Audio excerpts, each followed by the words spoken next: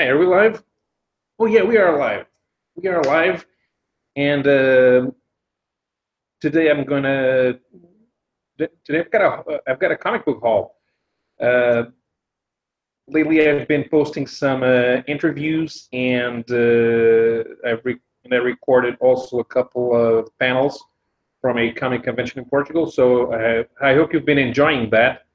But I think we're going to go back to normal for a couple of videos, and I bought some comics. Early this year, I quit my job of 14 years, and I decided that I needed to work less and stay a little bit more time at home. But because of that, I kind of lost some financial security, and I quit buying comics on a regular basis. Still, I bought a couple of comics here and there, but now I had money, and we had a couple of events in Portugal, which was where I got the interviews, and also took the time to do some shopping. Uh, since now I have time, I actually can attend more comic book related events and sim- other other such similar events like the we have a science fiction convention in Lisbon. It's held yearly, but I've never been able to attend precisely because I was working weekends. Uh, so I finally got there, and that's how I got one of the interviews that I've been posting for the last couple of months with writer Mike Carey. But I didn't buy any Mike Carey books since this was a science fiction convention. I took the time to browse through the old paperback section, and I bought a few forgotten classics. It is by Michael Moorcock, Behold the Man. I have no idea when I'm going to read this. I have a big pile of old paperback novels that I got from a friend who was cleaning house. So, and I occasionally take one out of the shelf, and if I have a flight, I'll read it. But still, I thought it was a good idea to buy these. So this is Michael Moorcock. It's a time travel story in the time of Jesus. Another book, Arlen Ellison, The Time of the Eye. By the description, this seems to be a collection of short stories, which is Allison's forte. I think I have one. Yeah, I have one collection of Allison short stories in Portuguese, and I enjoy them very much. And finally, Robert Heinlein's Farmhouse Freehold, which is in typical Heinlein fashion, post-apocalyptic novel. So I think this will be entertaining. And they're from the 50s and 70s, so I got them for a good price, and I think they're going to be great. Now, about a month ago, we had a not a comics convention; it's a comics festival. The things we have in Portugal are not done so much to sell books, or they are for the publishers, but we don't have a huge amount of dealers getting rid of old comics collection. Instead, it's the publishers who have the catalog to sell off. So, and, and of course, there were several novelties. The other thing that we have are art exhibits. We had an exhibit dedicated to the 100th anniversary of Jack Kirby, and another dedicated to the 100th anniversary of Will Eisner. Guests of honor were Mike Royer, famous for inking Kirby in the 1970s, and Denis Kitchen, who was the editor of Will Eisner beginning in the mid 70s and for the rest of Eisner's life. We have a visitor, Comic Crack. Hi, Terrence. Yeah, you haven't missed much. Actually, if you haven't seen it, I'll show it. I'll show it to you. We had a comic science fiction convention 1 month before the the comics convention that I attended. So I showed the covers to 3 paperback novels that were in the used books section, which I took it, which I thought looked interesting. So since we had Mike Royer, I took several of my Kirby collection from the 70s that I had already bought. I had 3 paperbacks for Devil Dinosaur and Machine Man. I don't have Eternals. I do have some Eternals comics, but I didn't take them out, so I didn't get them signed. But I got these signed. OMAC, the trade paperback. Let me see where I can find the. Okay, you see here Mike Royer's signature.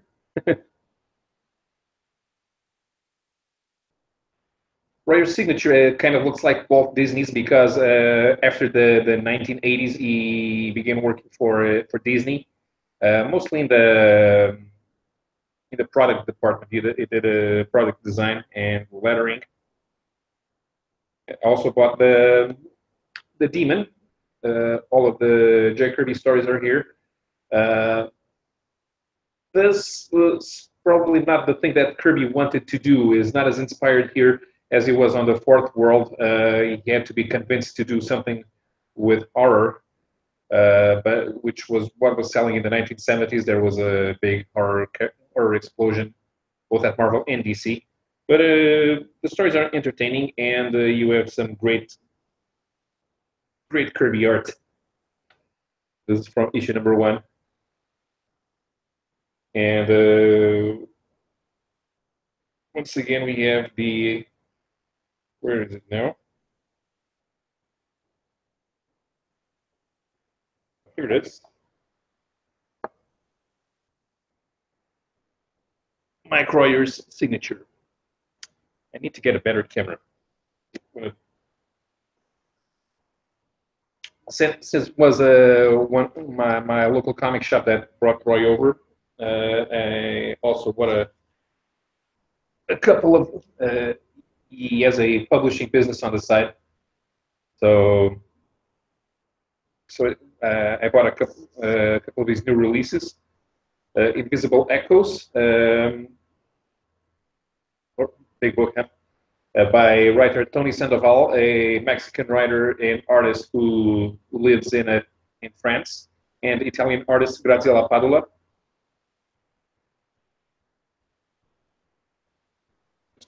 If I can show off some of the art inside. I'm not sure if this is going to be available in English. I think that my local comic shop owner got the rights to do a translation, but I'm not sure. He's been publishing several of Sandoval's books, and I have a couple of them. And Graziella Padula was here for the second weekend, but I didn't get to talk to her. If I can find another couple of pages. This looks very interesting. It's cartoony, but it's not cute. And the storytelling looks great from the body language and the characters.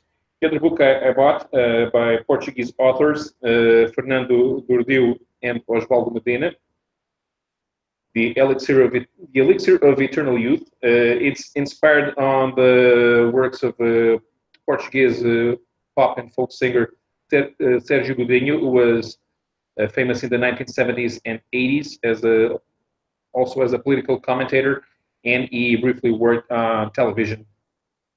I will die in with my comic shop. No. I offered to. I gave him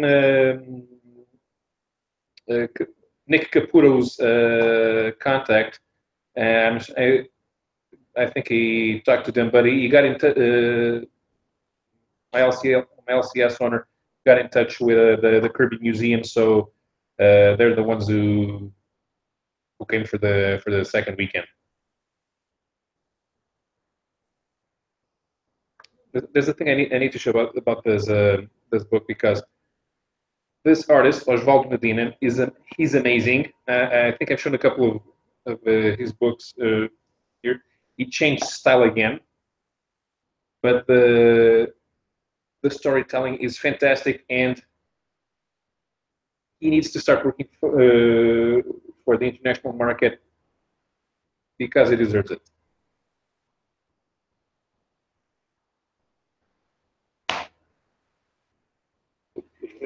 There was another thing here that I wanted to show. Put these away.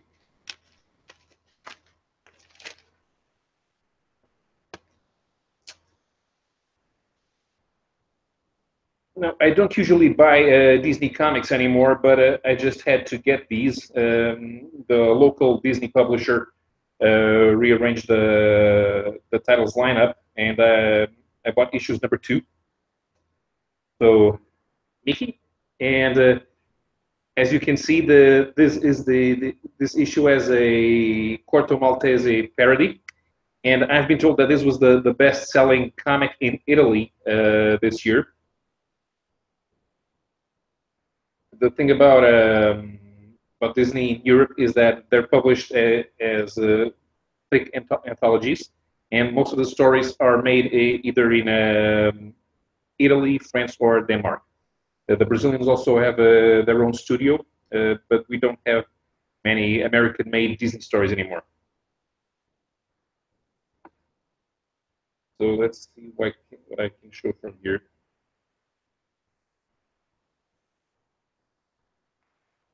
Okay, I think this will do.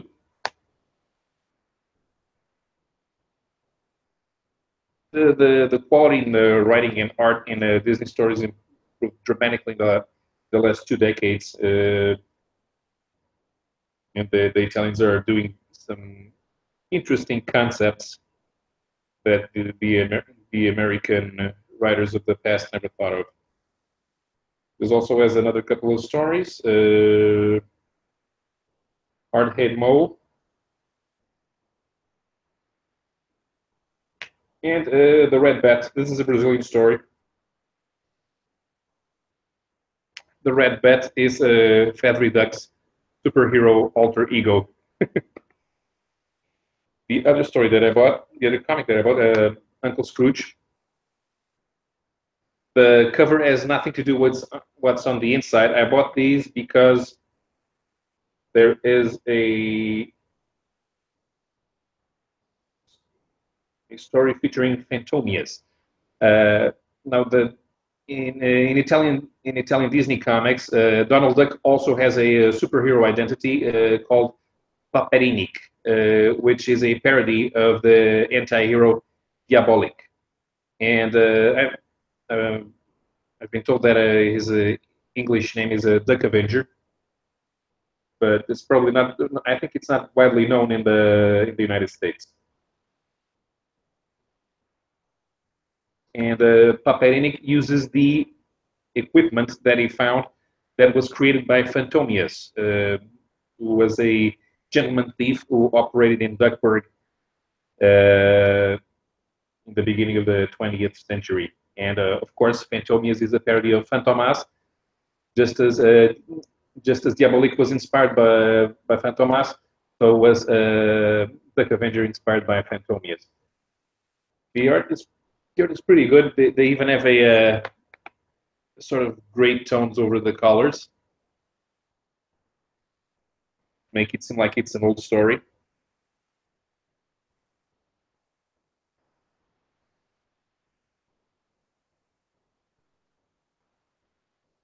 This is pretty good. I know that I think it's Boom Studios that's doing Disney comics nowadays in the US, but if you guys could, if they were publishing the Italian material, you probably would do much better as a Disney fan. They produce over 100 pages a week, and their top selling comic in Italy, Topolino, which means Mickey Mouse, but it has all the Disney characters inside. It sells about 100,000 copies a week. It's 132 pages and costs the equivalent of $4. So what do we have next? Oh yeah, the traditional publisher of French comics, currently Asa. They took over Mariberica. Yeah, exactly what I'm saying. It's great for kids. And when Disney came back with the current publisher, um, it's mostly parents buying for the kids because kids are not inspired to buy comics like we were. They have a lot of other things, but the parents get them interested in reading. Okay, I have another friend. Hello, Eduardo. The conversation is in English because I'm doing this for an international audience. I did not go to Comic Con Portugal. I was not interested in at all in seeing secondary actors, especially because Brian Michael Bendis was supposed to come, and he welched on us. So so it is understandable. I think he said he was ill, but it also coming up with new stories for his transfer to DC. Now, I bought some stuff from Azed, which is the publisher of French comics. This was the last Michel Vaillant comic. This is one of my favorite French series because it's about auto racing, and it's where I work. It's where I work now in the automotive press, and I've always liked this series because it features a racing driver. This was the last book of the previous volume. It's now been resurrected with a new creative team, and it's sort of a follow up, but it has its own chronology. And this week, since this was the last book, they decided to do a little bit of Cousin Oliver syndrome, but it's okay because it was the last one. It's out in the Le Mans 24 Hours, which is my favorite all time race. The other books I bought from the Humanoid series Torrent by Nicholas Fructus. Book one cover's a bit dark. Let me see. Let me show you the insides.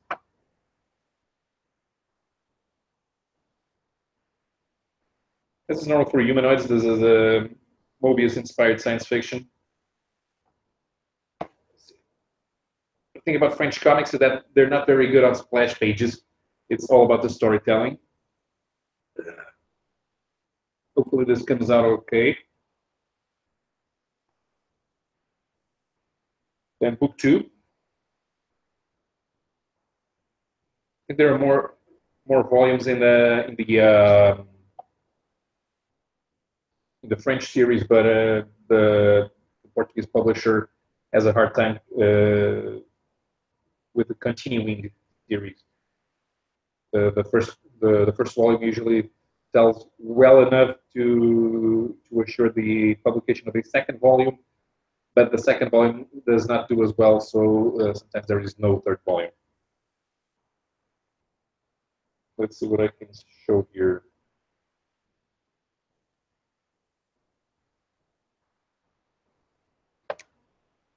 What figures in here.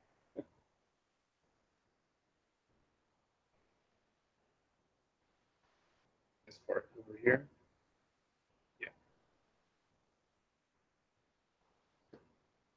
And since they had this there, I just had to buy it. Mobius, Arzak.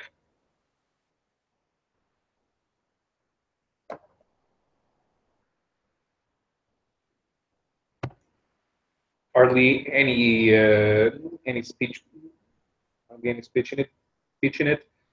Just amazing Mobius art from the 1970s.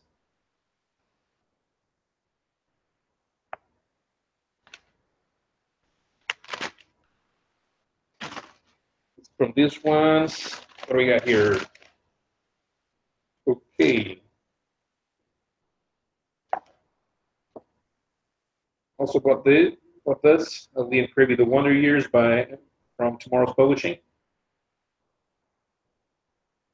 This is a spin-off of the Jack Kirby Collector, of course. Lots of information about Kirby's Marvel comics. Here are some Kirby sketches. These are, of course, amazing. Just in pencil, no inking.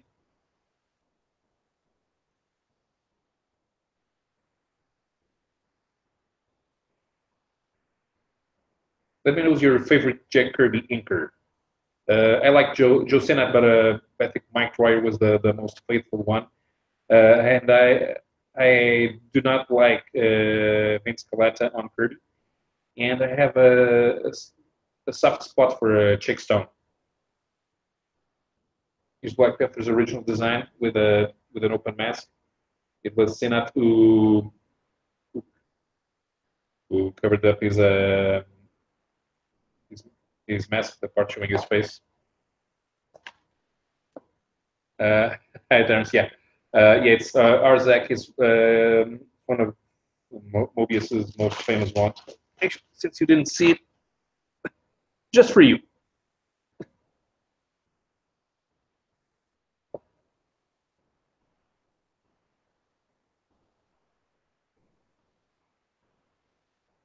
There you go, Mobius. Enjoy.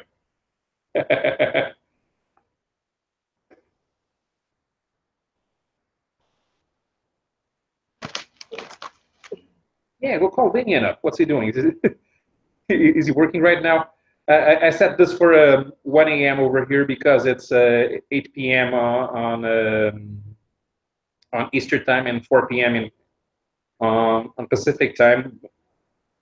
So it's always hard when you're in Europe and you try to do stuff for the United States because it gets very late for us. Sometimes I see live shows that I would like to take part on, but they're usually at 3 or 4 in the morning for me, so I'm not up. Okay, since you, and there was another classic European comic that I bought. It was recently republished. Druna. This is of course the original story, Morbus Gravis.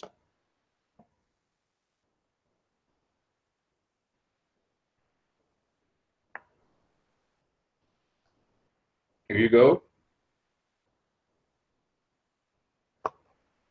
I had actually never read Druna. I read the Guido Crepax's Valentina, but I've never read Druna, so I'm quite interested in seeing what what this is.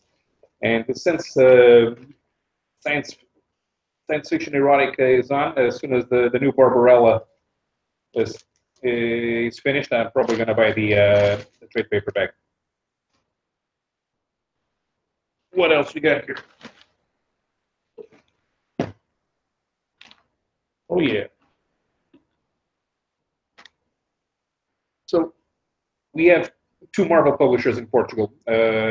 One handles the magazine business, and they're all about Spider-Man, X-Men, and the Avengers. And another one is publishing special collections.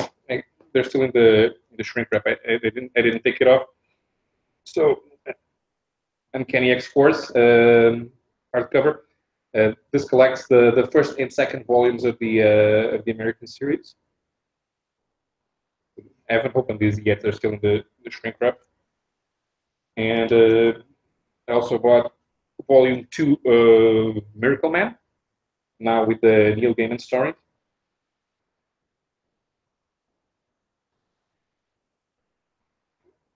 This publisher also decided to publish Kingsman, so I think it's going to be interesting. I'm kind of fed up with Mark Miller in the last few years. He sort of morphed into a douche, and he thinks his comics are edgy. But since this is Dave Gibbons' art, it will probably make up for it. The other thing that I bought from this publisher, which is G Floyd, it's a Danish publisher that's operating in several European countries, including Portugal. It's a Portuguese comic, Anoram the Golden. It's it's a fantasy series, and we had an art exhibit for it in Beja in May, and I was it interested me enough to want to pick this up.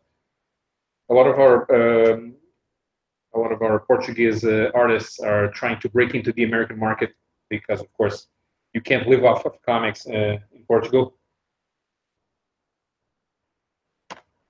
Get these out of the way.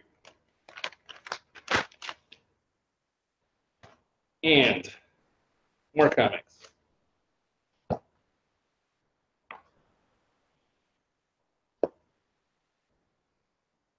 So, okay, Portuguese edition of Faking the Jew.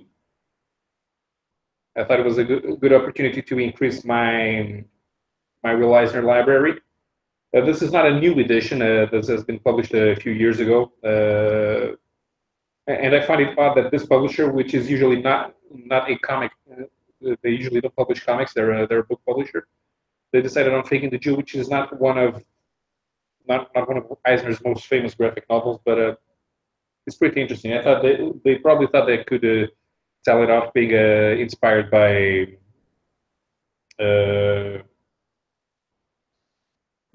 Oliver Twist. I haven't read it in a long time.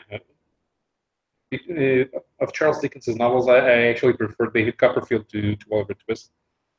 The other thing that I bought directly from Denis Kitchen, his interview book that was done by John B. Cook. Lots of stuff here from his days at Kitchen Sink. Already started reading it. This is over 100 pages, and before they get to the interview, they have a lot of Eisner's, a lot of Kitchen's friends and colleagues talk about the early years, and it's just these mountains of text over here without any pictures, and it takes quite a while to get through them. But it's interesting. It's interesting to find out. This was an area that I was not an expert on. Definitely not. I hardly knew anything about the beginnings of the indie comics industry. Thanks. I enjoyed talking to Denis Kitchen. He was very nice. And for the second day that we had him, I went back and he had a guided tour of the Eisner exhibit. I didn't record it, unfortunately. But a friend and I, we took him out for beers, and we talked to him for a while. Actually, my friend was the most talkative. He was because he he, he writes pornographic poems, so he was telling him about his books. I think he gave him one of his books. Okay, the other things that about that day. The thing about living in Portugal is that this is a small country, and comics are a niche product, and we are surrounded by plebeians who will not read anything in their lives. So it's a small business, and which means that we have to learn to read comics in other languages. The publisher of French comics is not picking up, even with a big name. This is a Sherlock Holmes series. It's actually part of a larger theme series. You can't see here. Okay, and it's all brown. This is the 1800 series, and it's stuff that's usually happens in the 19th century. There's an adaptation of H. Rider Haggard's She, and there are stories featuring the monster of Frankenstein. But Sherlock Holmes is the character that has the most books out. These are not the first ones from the Sherlock Holmes story. The first ones are here in the back, the Vampires of London, Sherlock Holmes and the Necronomicon, Crime Alleys, and this one is the follow-up to those, which is Sherlock Holmes and the Time Travelers. And these happen in the gap between Holmes dying in Reichenbach Falls and his return So Holmes is trying to live an anonymous life as a bookseller in London, and he can't. Here's some of the art inside. This is pretty good. It's sort of gothic fantasy with a little bit of Jules Verne science fiction sprinkled in.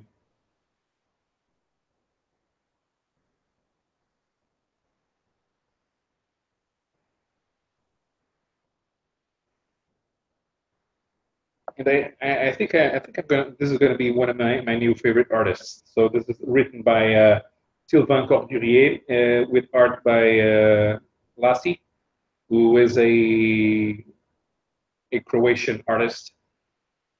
This is volume one, and this is volume two. Here she is, Queen Victoria.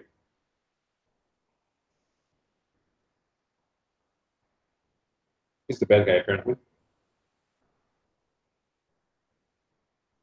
Everybody's having a cup of tea here, and even that is it's good storytelling. I also got from Kitchen this deck of cards, Heroes of the Blues. This was done by Robert Crumb. I haven't opened, so let's open this right now.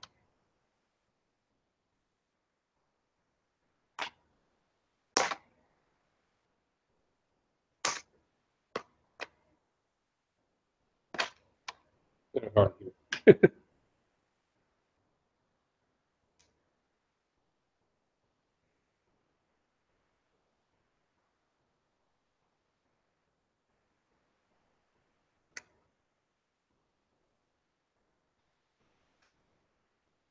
I bought this at a discount because I loaned I, I loaned the kitchen €5 because it didn't have any change, and this was a bit more expensive. It was €12. So here we go.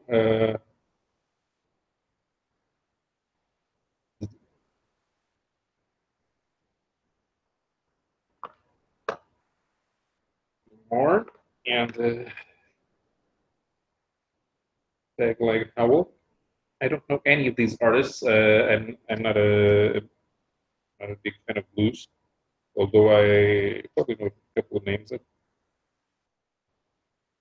know this one. Glenn Willie Johnson. I've heard of this one.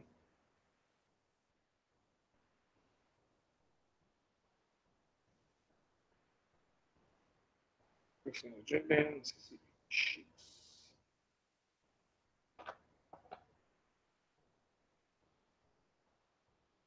Shakes.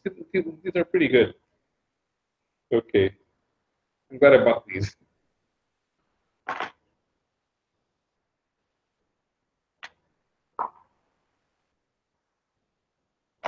Okay, so let's put this away. The thing is, this convention, because it's an art exhibit, it's on for 3 weekends. It's also on during the week, although there are no events during the weeks, but it starts in 1 week in October, then it catches the November 1st holiday, and it finishes in the next weekend. So there's plenty of opportunity to spend money.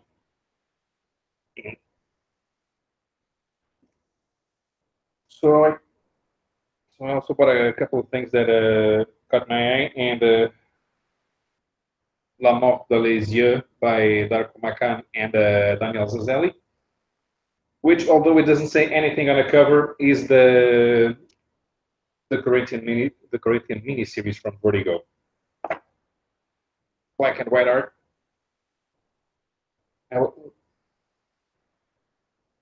I have some stories with Zazelli art, and the colors get all muddy. This one in black and white, it looks much better. Here, pretty good, huh? And This store in particular had several books by Juan Jimenez. This is Ciudad, written by Ricardo Barreiro, who, like Jimenez, is Argentinian. This is the original Spanish language edition that was published in Spain. This is what in some European countries is called an integral edition. It has all the stories in one big volume. And it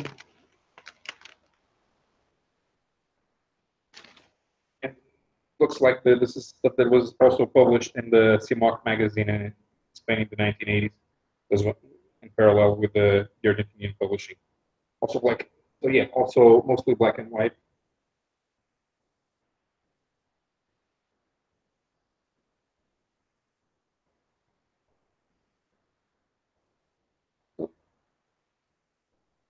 So if you're familiar with Juan Jimenez from his work in the Meta Barons, he can also do stuff that looks more mundane.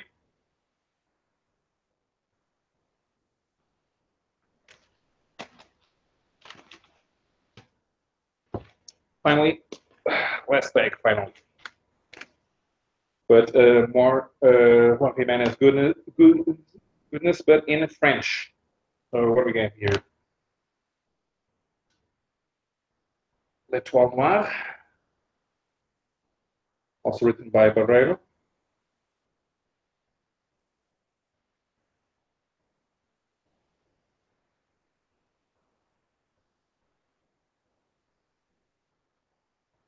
This is proper science fiction now, so more familiar to fans of his work for humanoids. Another one is Gangan. This is a script by Carlos Bello.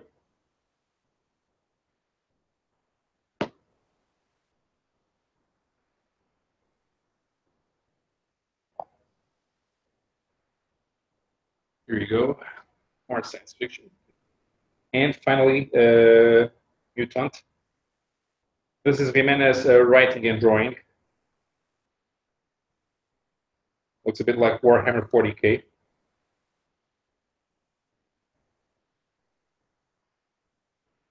And it's a lot closer to the stuff that he does for the Meta Barons.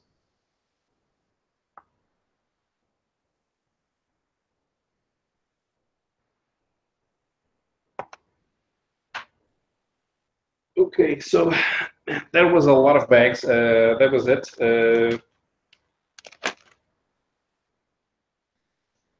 And this is what we have in Portugal. We have books in Portuguese, we have books in Spanish, we have books in French, and we have books in English.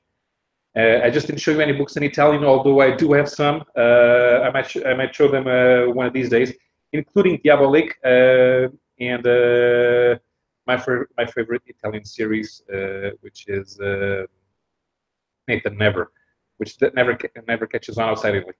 I'll do a special on those one of these days. So this is it. I hope you enjoyed these. Hopefully, I introduced you to some new books that you've never heard of, or inspired you to pick up some stuff that you already thought about but never had a chance. So thank you very much for watching. We have our friend Comic Crack Terrence, and I'm glad you like the stuff. So yeah, I'll try to do these at the next live shows that I do. I'll try to do these at a time that people can watch it live. Otherwise, it will be too early for the United States.